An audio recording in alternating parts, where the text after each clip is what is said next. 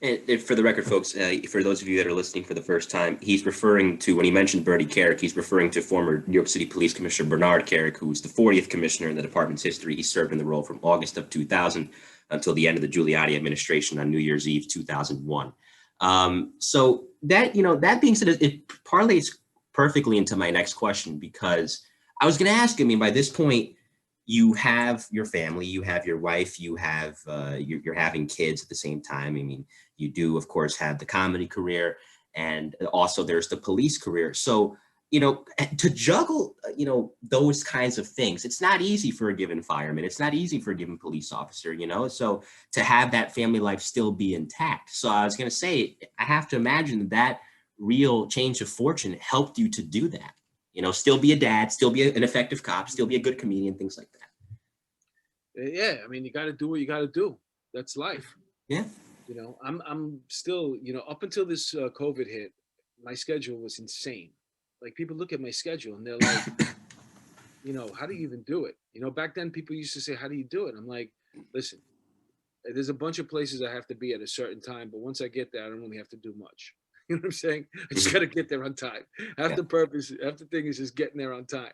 Yeah. So yeah, now when I retired, I was working in the police academy as an actor, and then I was doing comedy at night. Then me and Bill had the podcast. Then I was working. I'm back to working as a concierge a couple of days a week, and then just you name it, filming something. You could be the next host for Jeopardy, by the way. That's high praise. It's Well, if only you knew me. that's you should audition. I don't know. You probably don't know anybody to submit a tape to, but I would not be good in that role, I assure you. You give me nah, too you much know a credit right lot of now. stuff. You know a lot of stuff, and part of even though you're asking the questions to the people on the show like that, it helps. Alec was great because you felt like he knew the information himself, most of it anyway, and that's important. Like you put me as the host, this guy don't know nothing. He's just reading off the cue cards. You know what I'm saying? And his best days are behind him. We got to get rid of him, find a younger guy. I gotta say, being in a squad like that, I asked Bill this when he was in anti-crime, and I'll ask you the same thing in regards to your time in warrants. You never know who's waiting for you on the other side of the door. You just never know, and that's the danger of being a cop. So during that time, what were some, if any, and what were some of the most dangerous encounters you had where you were thankful? Whoa, I'm glad that didn't go bad. It's too many there's a couple that come to my mind, but what I want to mention about the danger is when you're young, you don't really think about it that way, man. It's fun. I always tell people, man, I'm like, I wasn't the type of guy to sit behind in a cubicle and type stuff all day. I wanted to be out. I wanted to be in the environment. If it's cold, I'll be cold. If it's hot, I'll be hot. But I didn't want to sit in one place. We had free reign of the city, man. It was beautiful. It was Mhm. unbelievable. You wouldn't want to do anything else. And you're young. Right now at this age, do I really want to go kicking down doors or walking up 5 flights of stairs to go look, because this is a walk up? So no, Mhm. but I did it when I was young, and it was fun. And we, to just come complete full circle. You're talking about these young officers that have to deal with the corona Yeah. and not getting infected. You Mhm. know, when I was a cop, one thing that people are starting to realize now, as we get hit in bricks and garbage lids, and then like the cop falls down in pain, they're like, "Oh, he's actually not a superhero or a robot. He's a human being." Well, we started to get hit with the COVID-19 virus. Cops dropping, like, not actually the dying. When I say dropping in like flies, but getting sick. Getting sick, having to call out. We had a lot of officers out at the same time, and when I was working, we didn't have the corona, but there was a lot of other things like AIDS, for example, came out when I was working. Not really. It was out obviously before I was working, but it was still, you know, not. They didn't really have the cure for it the way, and it's not a cure. It's a way to control it, so the people, can live a healthier lifestyle and not die because of it. But back then, people were still dying. I remember one time I was on a warrant hit, and we had come out of the apartment. We struck out, and there was a guy coming off the elevator, and he's got a hoodie on. And as soon as he sees us, he makes us, and he just does a beeline. So you're a cop. The natural thing is, I said, "Yo, come over. Yo, my man, get up. Come over here." So he comes back, and he's walking over, and then he looks up, and the guy he looks sick. He looks like death, man. Scared. Oh, me and my partner were so scared. We're like, "Oh my god." So I said to him, "What do you got? The HIV?" Which that's what we used to call HIV, AIDS. We used to call it the HIV. What do you got? The HIV? And he goes, "Nah, I got this new thing." I said, "What?" He goes, "I got bugs crawling in and out of me. I don't even." He goes, and he lifts up his shirt like this, and he goes like this, and he had this scabs, and around the scabs were these little black dots. He goes, "Yeah, I got bugs crawling in and out of me.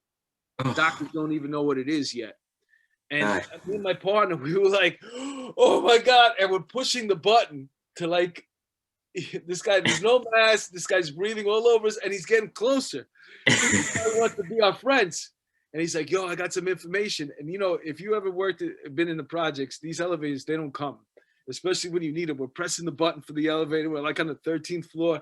We're also sliding around trying to figure out where the door is.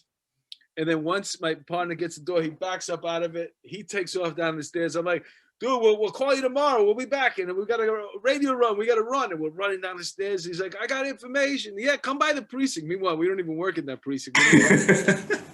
Man, that was so scary, man. This guy, I felt bad, man. The guy, there was nothing we could do for him. Yeah, And no, he's sick. yeah, but he didn't even know. He goes, "Doctors don't even know what it is yet." He goes, "I got bugs crawling in and out of me." And he goes, "Look, like this." Oh, Oh my God, an open scab wound about the size of a quarter. Three of them, oof. little black dots. And just, it just, it was so I nasty. think, yeah, understandably so. And by the way, thank you for catching yourself. I appreciate that. Mhm. Because it makes it easier. I don't have to edit anything out later. I can, so I appreciate that on your part. But yeah, that's God Almighty. Yeah, that's tough, man. You feel so bad for those people, man. You wish you could help them, but it's like you said, you don't know. It's not that you don't want to. It's just A, you don't know what to do, and B, there's really not anything you can do. You just keep them in your Yeah, prayers. doctors That's really let what him it out. comes down He's to. walking the streets. Right? Yeah, you just Yeah. you keep them in your prayers. So, I want to pivot back to your acting career because you mentioned that, and I mentioned when I was introducing you, you've had roles on SVU, and I missed you because I'm a Law and Order super fan, bro. Like I watch all three of them: Criminal Intent, SVU, Original, because I love I Jerry just put it Orbach. back on. It was my 2 year anniversary from posting my tiny little scene on SVU, Uh-huh. which was actually longer, but they cut a piece of it out. Ah, They always do that. But I actually posted it on my Facebook.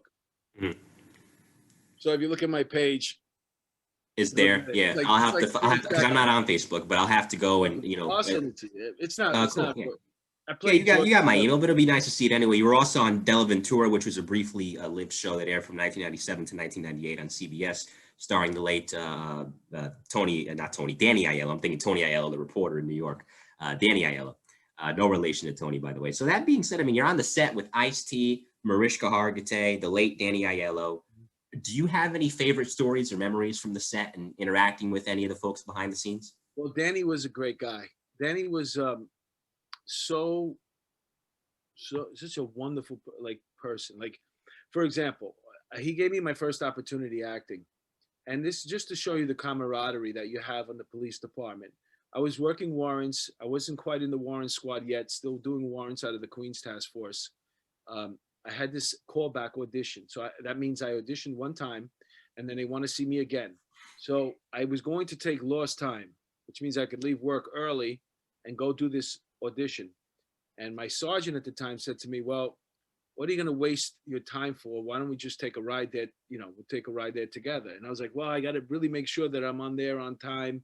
It can't be like something calls happen." He goes, "Dude, we're going to get you there on time." So we go for the audition. I do my lines, and then they take me in another room. I played a boxer, so I had to show them some more boxing moves. They wanted me see me, do some shadow boxing. So I was doing that with his son, who was the fight coordinator, Danny Aiello Jr. May he rest in peace. And then they brought me back in with Danny, and they all looked around and says, "You got the part," and I couldn't believe it. It wasn't just like a tiny little part on SVU. I was the A story in in a primetime series that week. Everything was about this boxer. I had like 8 scenes. You know, I got to work with Catherine Narducci, who's been on The Sopranos. Yep. She's been on a ton of stuff. Who's aged like fine wine, let me just say. Yeah, Who's aged like fine wine. turned out to be a great actress. Who knew? A couple of really good actors. And then, you know, time goes by, and I don't see Danny for probably 15 years, maybe more. But no, probably like 15 years since let's say 15 years since I got the part. And I'm coming out of an audition, and there's a black car sitting there, and I see Danny Aiello inside of it. He's sitting in the passenger seat, and I'm like, my first thing was I wanted to go over there and say hi, and then I said to myself, hey, you know what? He's not going to remember me. And then I said to myself, I remember his son had passed. He says, whether he remembers me or not, I'll introduce myself to him. I just want to pay my respects to his son. So I went over to the car. I knocked on the window. He looks up like this. 1 second, he goes, Mark, what's up? I couldn't believe it. I couldn't believe it. He rolls down the window. How you been? Are you still on the force? Because he loved cops. And then we talked for a few minutes, and I said, what a guy. What a guy. That's amazing. 15 years. It was probably let's say it was 10 to 12 years. But I know his son had just died. And that's a horrible thing, you know. And his son was, I think it was pancreatic cancer. He was a great, great guy.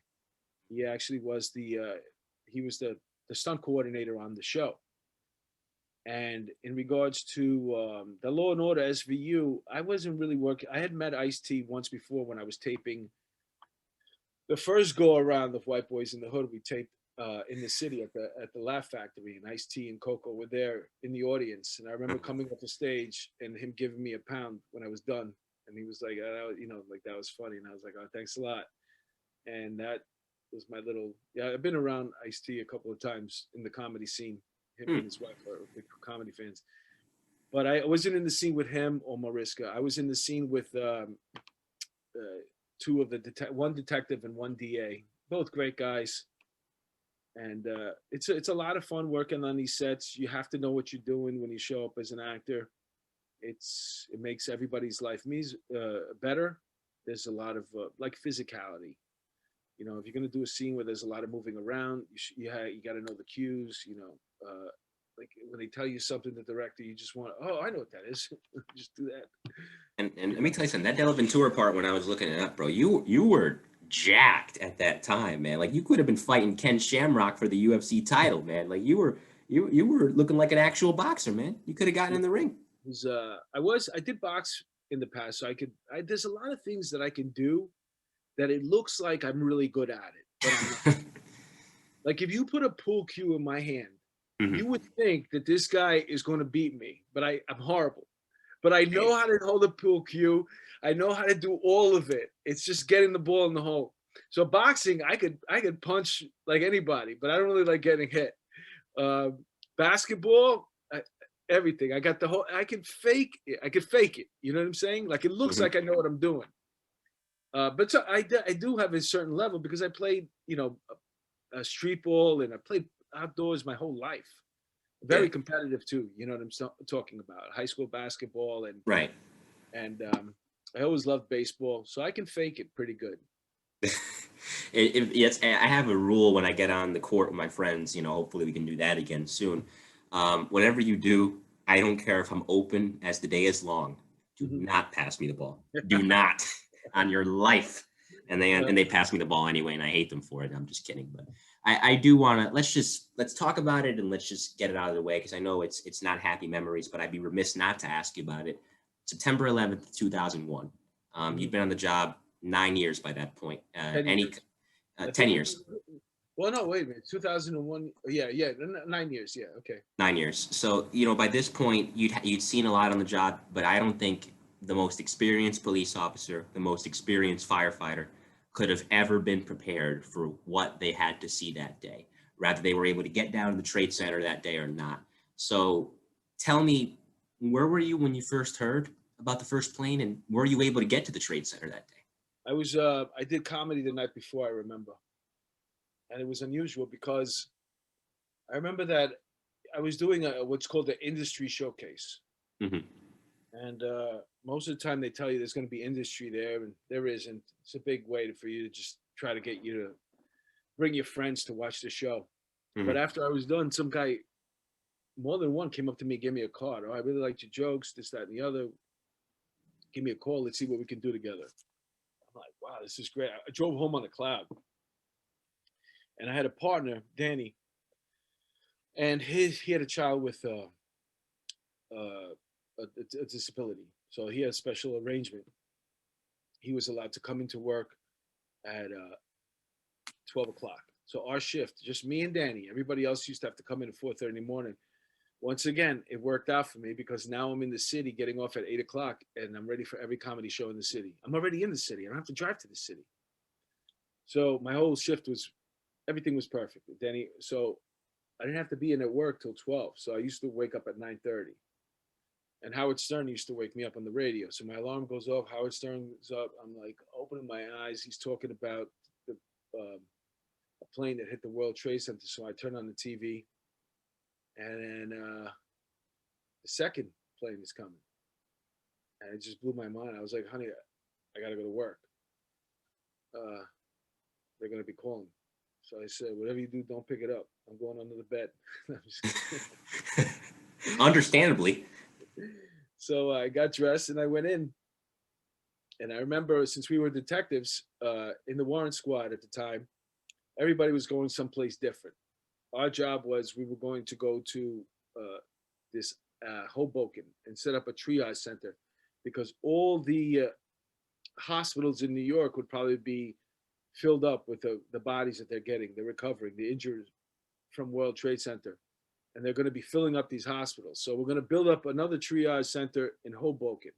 And they picked us up in this harbor unit boat, and they drove us all around Manhattan. You can see the smokestack of what used to be the World Trade Center, and they drove us to, and we set up this triage center over there, and then we sat there for like 3, 4, 5 hours. Not a body came. And then I realized everybody, it dawned on everybody that nobody's surviving this thing. There is no injuries. Everybody's dead. And we broke down the triage, and that unit came to get us again, but this time they brought us right down to ground zero, and that's when we started helping out down there. And So many good. Sorry, go ahead. I didn't mean to cut you off. other than that, we rocked around the clock that night, and then the next day when we came back to work, we were assigned what was called a family center.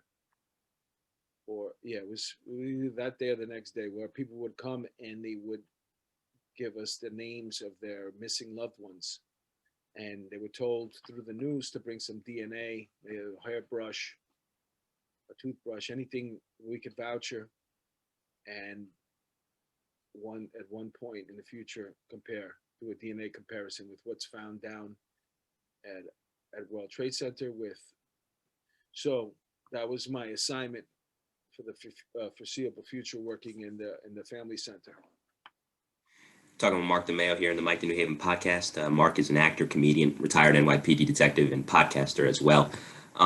So many good people, not just for first responders, so many good people, period, were lost that day. And first responders in New York, 441 died in the line of duty that day. 8 paramedics, 1 fire patrolman, 1 Secret Service agent, 1 FBI agent, 343 firemen, which was the most, 3 court officers, 37 Port Authority police officers, and lastly, 23 NYPD police officers, including 1 member of the Detective Bureau, a detective who was detective. I mentioned him before on this podcast when I talked with Bill, Detective Claude Richards of the Bomb Squad, who was killed when the North Tower fell.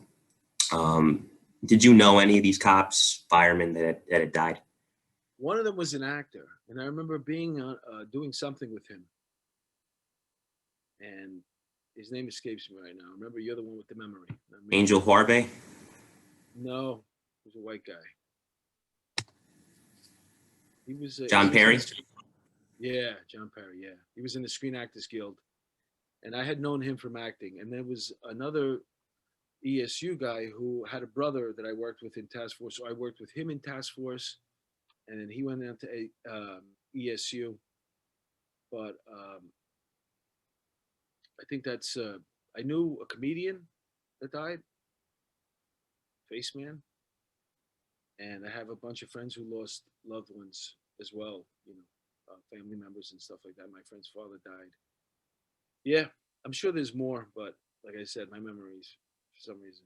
I've mentioned this before though when I talk with Bill. I think, and I'm not knocking any other agency because I have family and friends in the fire department too, and I have the utmost reverence for them as well. But the NYPD, the thing that saved more cops from being killed, and obviously 23 to lose in one day is still way too many, but um, the thing that saved more cops from being killed from the NYPD was the fact that there was a chain of command to not send so many cops in there. And when you had Vic Hollyfield on, he talked about it, that, it was because and I read this as well in a book about the bomb squad. It spends a year in the life of the bomb squad. And Mark Torrey, who was the lieutenant of the bomb squad, who is still running the unit to this day, said that, the fact is, we knew, okay, they told us stay at the perimeter, don't send so many guys in, let ESU go in there, and we'll handle it from there. And did other cops not from ESU get killed? Yes, there was quite a few patrolmen, including Officer Perry, who was retiring that morning. He was retiring, and when he heard what was going on, he raced down there. And obviously, I mentioned Detective Richards of the Detective Bureau of the Bomb Squad, who was killed. But ultimately, that solid chain of command helped. And nonetheless, all those officers and firefighters, they did a great job. They saved. There's a lot of people walking around right now that had it not been for them, wouldn't be. So we'll move on from that, because obviously it's not the happiest topic in the world. But I did want to get your perspective on it. And so let's fast forward to 2012 because you retired after exactly 20 years on the job. So was the goal always to just do 20 and out and just, okay, do my 20, get my pension, I'm out of here, I'm on other stuff? Or was there something that hastened your retirement? Did you have enough? What was it? Well, I'm a firm believer, quit while you're ahead. Yeah. And lucky for me, I had prepared my second career, the thing I wanted to do after my life in law enforcement. So it was an easy transition. It's good. And I think it behooves law enforcement. That guy who's complaining about being on the job one day over 20 years, I got no use for you. You could leave. Mm-hmm. Nobody wants to hear from you. Because there's guys that are always complaining, this wrong's with the job, and that's wrong with the job. It's like, how much time you got on? At 23, shut up, leave. Like your pension. You don't have to be here. You love it, stay if you love it. I got none but respect for you. You find what you wanted to do for your whole life, God bless you. I had other things I wanted to do, and take myself out of harm's way was one of them. There's the police officer, Lou. He got killed. He got shot. I think it was on a fixer guarding a synagogue. Not guarding it, but just there were him and Detective Ramos. Detective Ramos, from what I understand, had a steady partner that wasn't in that day. So Lou filled in. Now, Lou used to work station house security, where I used to work in the training unit when I was a detective towards the end of my career, 300 Gold Street. Lou used to do the station house security. And on most days, I'd see him down there. I'd ask him if he wanted something from the deli when I was going to go get coffee, bring him something back. And on this particular day, they send him out to fill in. And it doesn't matter how active you are. You put on that uniform, you don't have to be talking to anybody to be assassinated. They walked up that animal went up to the car and he lit them both up, and they both wound up as dead as a result of it, for no reason. They had no words with this guy. They weren't trying to write him a summons. They weren't arresting him. They were just sitting in their car on this post. It's called a fixer because you're not supposed to move from there. And so that's why I say, maybe you should quit while you're ahead. You had your fun. You had your fun. Now you're going. Every day you dip your foot in that water. You go back down there. You're taking a chance. It's bad. Listen, you're a New Yorker, and you went through 20 years. You know how lucky you are, first of all, to be a New Yorker and still alive at 53. And then you were also a cop for 20 of those years.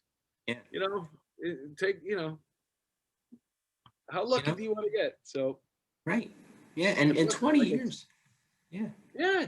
Listen, what was I going to do? I prepared myself to have this other career. I was young enough still at 45 to to do what I want to do, and I've been doing it, and I had the opportunity to serve. So I've lived the best of both worlds. Right. Yeah, for sure. And I think in 20 years, listen, just take out the amount of cops that got killed at the Trade Center on 9/11. 20 years, 92 to 2012. How many cops got killed in New York City? Yeah, So you're very you get in trouble. You work with somebody that does something stupid. Now all of a sudden, just yeah. because we're in the same squad or in the same precinct, I'm in trouble with you. Hmm. You know what I'm saying? So there's a whole many things that can go wrong. And plus there's a freedom that you don't have being a cop. Look, these cops that went down to the Capitol and went inside, and they were part of that, the That insurgency. that peaceful picnic that happened. Whatever happened to them, they deserve it. You broke the law. You put other brothers and sisters. One officer died. One's a hero, but that guy died as a result of his Officer's injuries. picnic. So you have to be responsible for that as well. But if you weren't had nothing to do with the Capitol, you said after the former president, finished his speech, all right, we're gonna go get something to eat now. I'll catch you back at the hotel. But the whole day, I'm filming myself down at the rally, and I got my precinct 1 shirt on. You know, I wasn't down there, but now they're looking to can you because what? Because you were expressing your right to protest. Why is a police officer not allowed to do that? So that's a big question that's coming into the courts right now that they're going to have to deal with. Uh, these police officers are going to have to, they're not going to have to prove. They're not supposed to prove that they weren't in the Capitol. It's supposed to burdens of the proof is supposed to come, from the prosecution, but not in this case. In this case, all they had to do was prove you were in D.C. and you were. Now you're gonna have to prove to me, show me you weren't in the Capitol, and you're gonna have to show some receipt from Starbucks that you had in your phone. Thank God you have it. Your phone pinging in the hotel that you were back there that whole time. You might be let go. Other witnesses are gonna have to come and step forth and say that no, you had nothing to do with uh, marching on the Capitol. You weren't there. So, but the burden of proof is going to be on them. That's a different scenario, and that's the freedom that you lose. Now, mind you, I'm saying if you put another cop in harm's way, you deserve what's coming to you.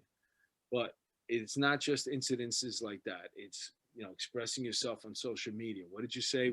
Look, we're coming full circle. We're going to end the show, but the way we started the show, talking about social media, you got to be careful what you do. It's what you say when you're on social media because you could lose your job because of past social media posts. Past. If you get in trouble today, they're going to look at your past social media post. What could happen? Yeah. So I remember I had Commissioner O'Neill on this show when he was still the commissioner in the summer of 2018. I asked him we did a segment, which I'll do with you in a little bit. I don't want to keep you too long because I know you're a busy guy. And by the way, catch Police Off the Cuff tonight at 7 p.m. They'll have a guest on tonight. Who's your guest on tonight? Joe Murray. Joe Murray. So yeah, I don't want to keep Mark too long because he's got to do some prep, and I'll be in the live stream and in the live chat watching Police Off the Cuff as well. It's a great podcast. But no, I asked him one of the last questions is I don't want to be a cop, not because I don't like the profession, but I don't have the guts for it, A. And B, I have some minor health issues that prevent me from doing so, even if I wanted to anyway. But I asked him, let's just say for the hypothetical, if I wanted to be a cop, what advice would you give me? He said, well, be careful what you post on social media because you can get in trouble that way. So moving along, I mentioned 20 and Out, and there's a reason I did that because you had an improv show called 20 and Out. It was an improv show. Oh, it wasn't an improv show. It was a theater piece. It was Theater piece. A solo show. Mm-hmm. And it was basically, there's stand-up comedy. If I'm going to headline an event in stand-up comedy, this is more of a theater piece. It's funny. It was an hour in length. I made it an hour and a half length for the Fringe Festival. Mm-hmm. But it was basically told the story of my police career. And I wrote it. And I had a director, Peter Michael Marino, who was great. And we did it for a year, maybe two. I'd love to bring it back. I'm going to have to add like a 2.0 version of it, though. Mm-hmm. The idea with solo shows is you want to give the people that are watching you, casting directors and things of that nature, anybody you could invite that could possibly get you work. You want to showcase your talent. If you could sing, add a singing number. If you can dance, and then it's your whole hour to show somebody how talented you are as a writer, as a singer, a dancer, whatever you add to that show. That's your hour.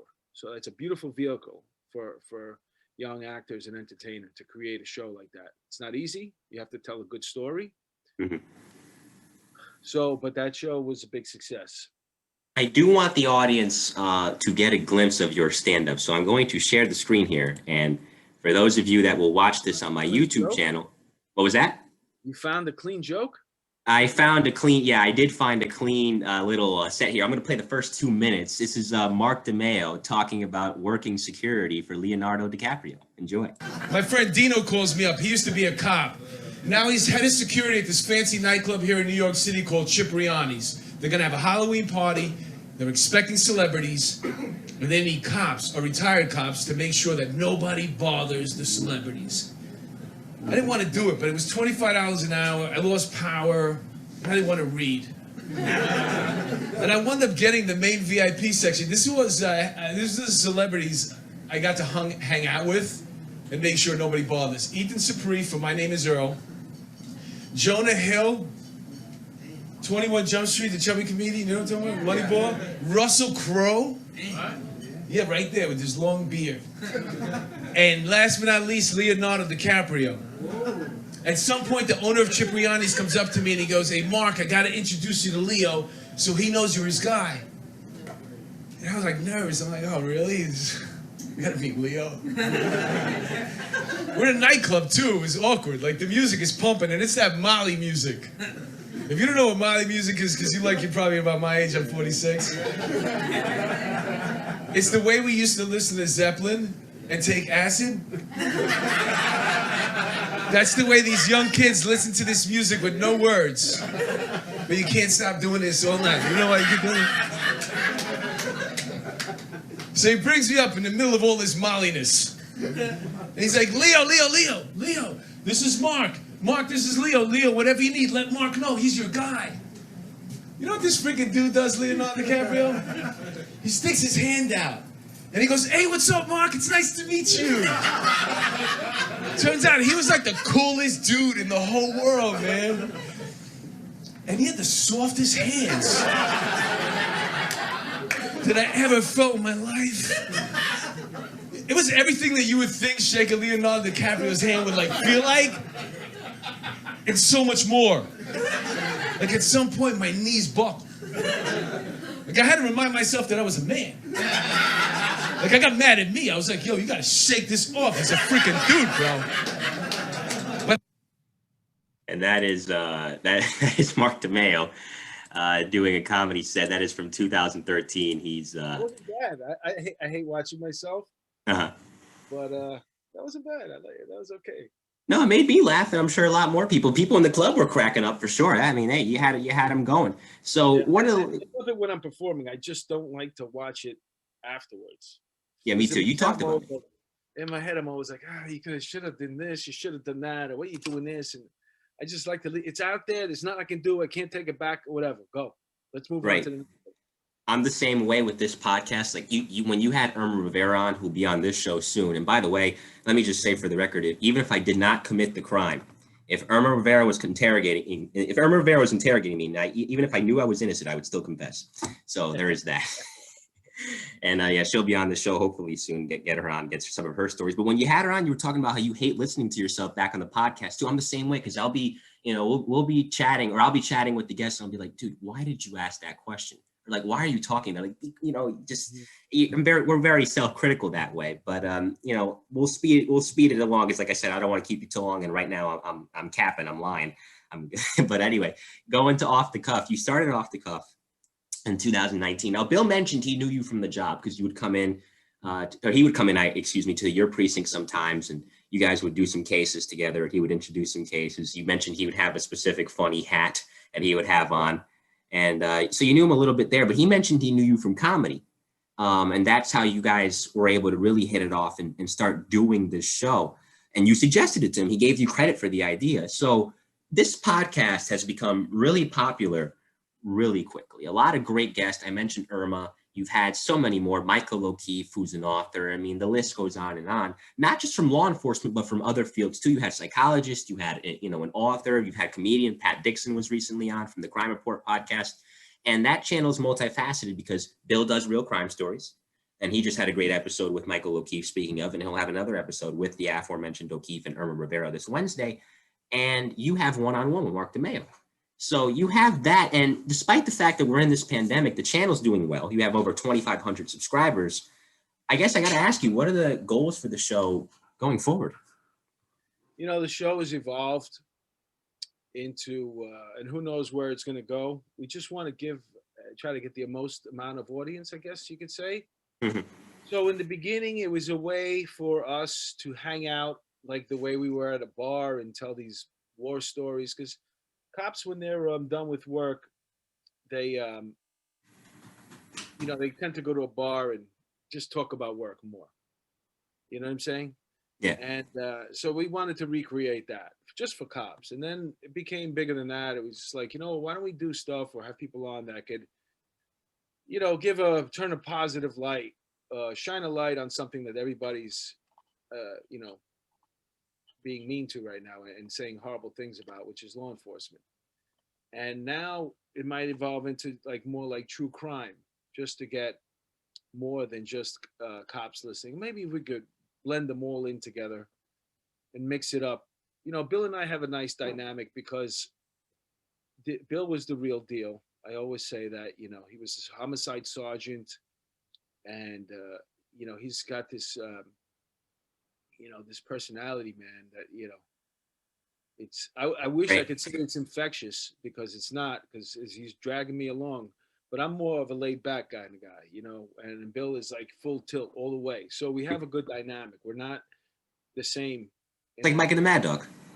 Yeah, exactly. And Bill was, I don't want to say, like, Bill was the real deal, and I was a cop, a detective who was doing whatever I had to do to stay in this unit, to not stick out, like, and not be like, not get on the sergeant's bad list. So I always did my work, but I wasn't the guy, who you were like, hey, do you want to stay a little bit after work and go down and check out this other place and maybe we can, see what's really going on there? I'd be like, no, man, I got stuff to do. I got to get out of here. I'm not doing any more police work on my own free time, and there's guys who'd be like, you want to stick around and write this thing up or do some computer checks? No. And there was guys who would. So that was the difference between the two of us.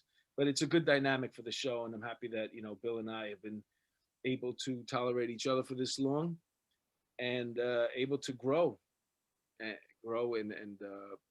as a show, which, because there's been so many variations. I started off doing a show where it was a web series, and then I said, you know what, rather than keep bringing guests in, why don't I just do the web series with Bill? So I did it with Bill, and then we were like, this is kind of boring, let's see if we can move it. And so we put it in a car. We started driving around to all the places we used to eat and stuff like that. And then that was for a magazine that we were working for, New York Natives. And then they lost funding. So we had a hiatus. We came up with the idea for the podcast, and we just keep growing. And it's two older guys trying to figure out this whole social media world and where to go and what to point it on. But we're doing it. We're doing it. And somehow we're keeping our head above water during this time of pandemic. Yeah. And some would say thriving. Yeah, I would say. I mean, Duty Ron's been helping you out a lot too. Another great YouTuber. Yeah, he's been on your show, and I stumbled into your podcast by accident because the NYPD, official NYPD, used to have a podcast called A Break in the Case, and they stopped doing that podcast. It's actually a pretty good podcast too. It was about cold cases, and then I'm like, well, I need something else, and that's how I found Police Off the Cuff, and I've been listening ever since. It's a really fun show, and now I've had both hosts of the show on this show, which is crazy to me. But so I've kept you long enough. It's now time to conclude with a segment of this podcast called Rapid Fire. 5 hit and run questions from me, and then 5 answers from you. Are you ready, Mark? Yep. All right. So first, favorite comedy club to perform in, and you can say multiple. We're not strict here. I would say there's so many. Caroline's was my first place, and then you ever do a spot at the Cellar? There's nothing like it. The Stand, Mhm. you know, but they're all great. New York Comedy Club, you know, Eastville, my friend Marco owns it. It's moved to Brooklyn now, and that's probably like one of my home clubs right now. Marco's a big fan of comedy. He treats the comedians well. Not that the other ones don't, but and then I have a friend, Soul Joe Richardson. He's out in Royersford, Pennsylvania, and he's doing some incredible work out there because he didn't let the pandemic slow his roll. Let's say, you know, he just built an indoor comedy club, and then the pandemic hit. So, you know, he started one in the parking lot. He's put sand on it, and they built a stage, and they did outside outdoor shows, and now he's got a canopy so they can in the heaters so they can they're kind of sort of inside. They're outside, but they're staying warm. And then my friend James De Benedetto, who I've been working with comedy wise for since, you know, he's one of the first people that headlined me. So these are the people that I'm grateful to. Yeah, big Yankee fan, James DeBenedetto. He's pretty active on Twitter with that stuff. Second, in your 20 years on the job, we talked about the most dangerous calls you responded to. Funniest or weirdest call you ever responded to?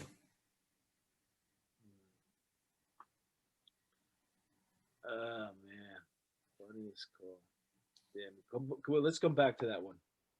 All right, so third, uh, hmm, dream guest for off the cuff. You haven't gotten him or her on yet, but you'd love to get him on. Maybe Curtis Sliwa. That'd be good. I'd love to pick his brain. The guy's been around forever. He's a native Yeah. New Yorker. He's running for mayor. He the founder of the Guardian Angels. I'm sure he's got stories for days. Oh yeah, for sure. Fourth, favorite rest after a long day's work, favorite restaurant or bar in the city to go to.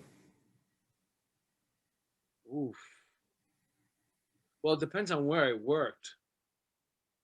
And I wasn't really that big of a hang around. I remember when I was working with my friend Bobby Gretler, and you know, he's going through cancer right now, and I'm praying for him. And I hope he can beat this thing.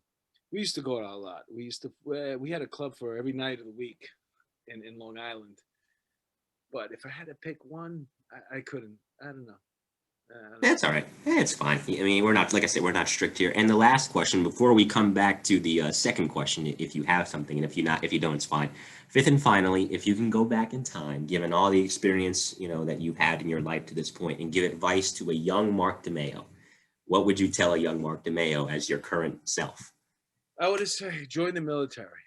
Pick the army, something right out of high school instead of wasting those 2 years out of the street. You could have joined the police department right out, you know, as you come out of there. But I would have had to see some of the world. I think the military school turned me off to actually going into the military, but I think that would have helped me out. That's the one regret I has as a younger guy. But at least I had a chance to serve on the job, and I did that admirably. I think so. Yeah, for sure. There's nobody sitting in prison saying, "Oh, that guy put me in jail unfairly." You know what I'm saying? And if you're sitting in prison on the count of me, you had a really bad lawyer. You need to do something with your credit score. Oh boy. And so you for the second question on the rapid fire, you don't have anything Well, go back to the what was the funniest thing? Oh, okay, funniest or weirdest call? Yeah. I'll just tell you a cop story. We're out, and back then there was some places that used to take care of you with food. They call it on the up. So Mhm. we go eat at this Italian restaurant. No, I wasn't there, but I heard the story. These guys go eat at this Italian restaurant, and at some point when they're done eating, uh, they bring the check over. So there was a guy that we used to work with. Let's just call him Billy, just for because that was his name. And he gets a check, and he's like, What is this?" And he goes, "Oh, that's the check for the food." He goes, "Oh, we don't have that type of money." Like, so the owner comes over. Go, "What do you mean?" He goes, "You said you go, no. You said, do you want to try some of this? Do you want to try some of that? Do you want to try?" Yeah. So we said, "Yeah." We never asked for it. So the guy goes, "How much you got?" He goes, "I don't know, $5." Yeah. So they had to leave there $5 and promise to never come back.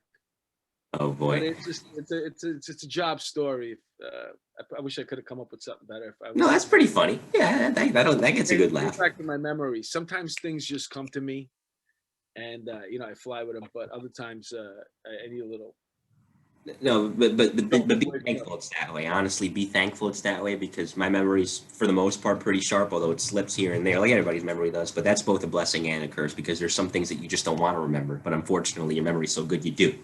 And so just be thankful that your mind's that way. It's better off. It's better off. So that concludes what's been a lengthy chat with Mark DeMayo and a fun chat. I mean, the time honestly flew by. We're at an hour 40. I might have to split this show up into two parts, but it's been so much fun. You know, it just the same thing with Bill. Just the time just that's a sign of a good conversation. It goes by. So before we go, let's plug ourselves. So I'll let you plug yourself first, and then I'll plug myself.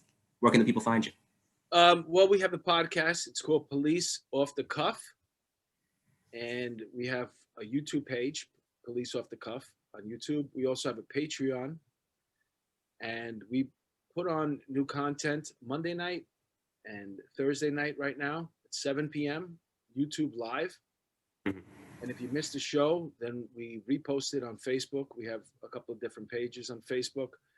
Police Off the Cuff once again. And you could always, if you know anybody who want to be a guest or be a good guest, one-on-one on our show, you could always reach out to me, Mark DeMayo at yahoo.com. I'm also on Instagram. I'm on Facebook, Mark DeMayo. And I just got to tell you, man, I'm happy that you asked me to be on the show. Very proud of you, man. It's nice to know that there's young people like you growing up. I expect nothing but big things from you.